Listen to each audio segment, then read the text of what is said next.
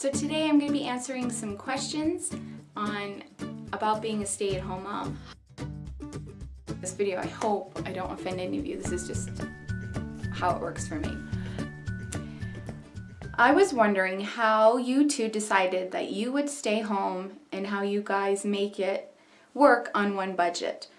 We're going to transition to me being at home when we have kids, but I'm worried about living on one income. So I'm going to answer that the best that I can. I always wanted to be a stay-at-home mom. There's just something that, you know, I've always wanted to do and be there for the kids. But I have been a working mom too. I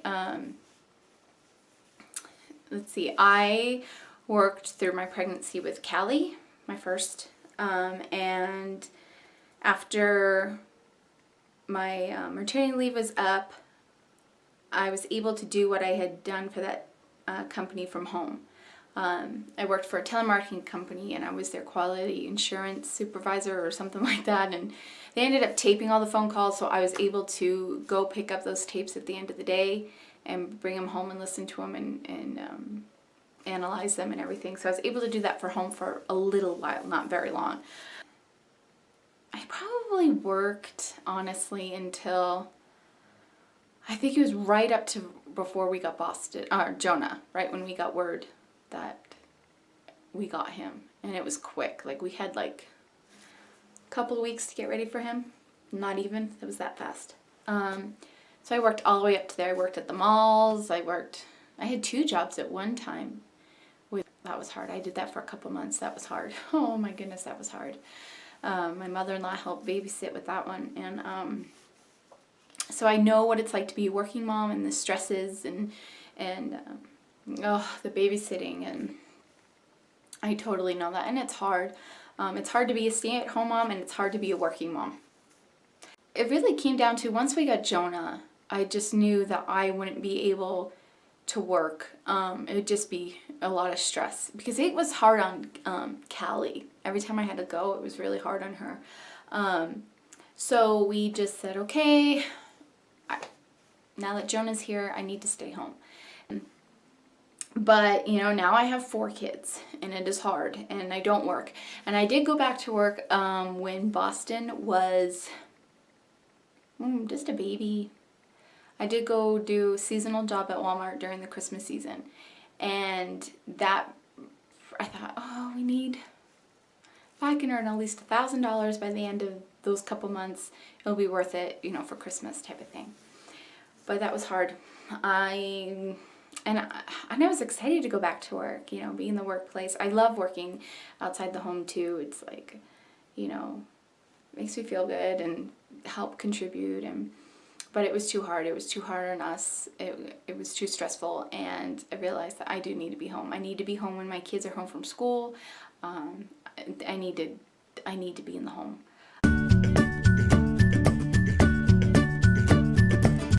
But the biggest thing that you're going to have to do if you want to be a stay-at-home mom and knock down to one paycheck is budget. You're going to have to go through and go, okay, what don't we need? And that is hard. This is when it's hard, is that you're so used to, like, your cable, your satellite, you know, your gym membership. Oh my goodness, there's so many things. You need to look down and go, well, maybe what could we cut? Or what don't we really need to do? Or, you know, maybe the hubby doesn't eat out for lunch during his lunch break so much. Maybe you need to make him meals, or, you know, stuff like that. Those little things, like, add up.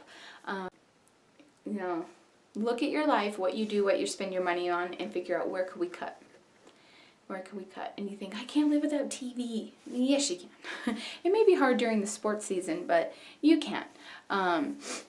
There's Hulu, there's Netflix, everything's online, you know. Yeah, you can. You could do it. If you want to test the waters, here you go.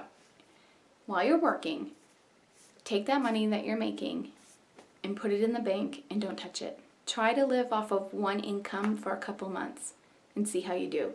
That will require a budget, and that will require meal planning. And if you've never made a budget before, well, start doing it.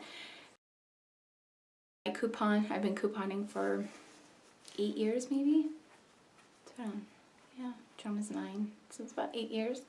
I've been couponing, and that's been saving us a ton of money.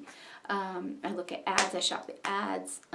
Like I said before, if you watched my couponing videos, I always say that like my paycheck is the newspapers that I get every Sunday. That's my paycheck. If I could take all that money that comes at the end of my driveway and use that for our benefit, that's my paycheck. So if I could, use that to help us save, then great. So I'm always looking online at the sales and the sale ads and different coupon sites, and and I noticed that I could really stay home if I take his paycheck and my paycheck, the coupons, and really work it to our benefit.